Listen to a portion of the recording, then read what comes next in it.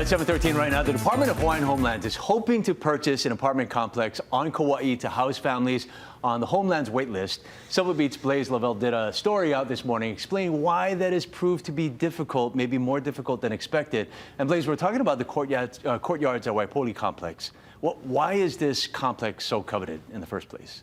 Yeah, so this is part of the department's new plan to try to go after some rental properties or build rentals as a way to get people off the wait list sooner. The idea is that, you know, if you don't have the money for a house or a home lot or enough money to build your own home, if you can get into a rental, you know, on one of the DHHL properties, maybe then you can start building up some equity where you can eventually either buy that place or, you know, have your own home. Yeah, and I think you made a note of the different varieties of apartments that are in here. You have, what, one bedroom, two bedroom, three bedroom? Three bedrooms, yeah. And the rents could be relatively cheap as well, right?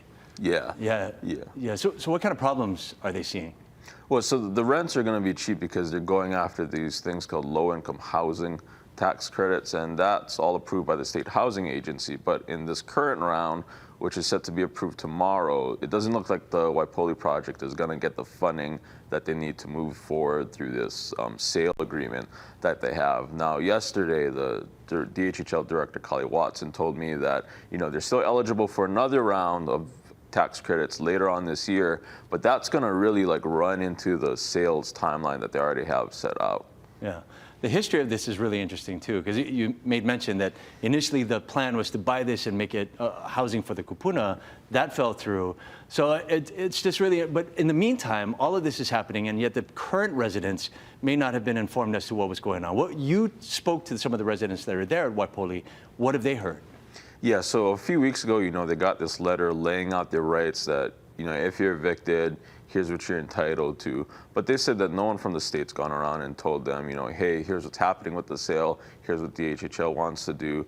They told me that they've largely been kept in the dark. And a lot of them are worried that they're not going to be able to find housing on Kauai because there's just not a lot of it available. And, you know, one a lady told me that, you know, she's thinking about maybe moving to the Big Island because they just know that there isn't enough rental housing on the island.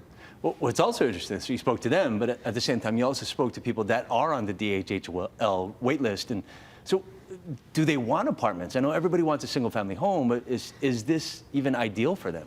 Yeah, the reaction, according to some surveys from different groups and the department, has been a little mixed. Some of the rate listers I talked to said they don't want to live in an apartment, and, you know, they don't think the rentals are a good idea. One is Joe Kali. He lives in Kekaha. He's been on the wait list since the 90s, you know, and he said he's willing to stay on that wait list until he can get a residential lot that he applied for all those years ago. Yeah, that says a lot. Very interesting read, though, Blaze. Thank you. Thank you for coming in and clearing things up. We appreciate it. By the way, you can check it out on the website. It's silverbeat.org or text 66866 to get their newsletter. We'll be right back.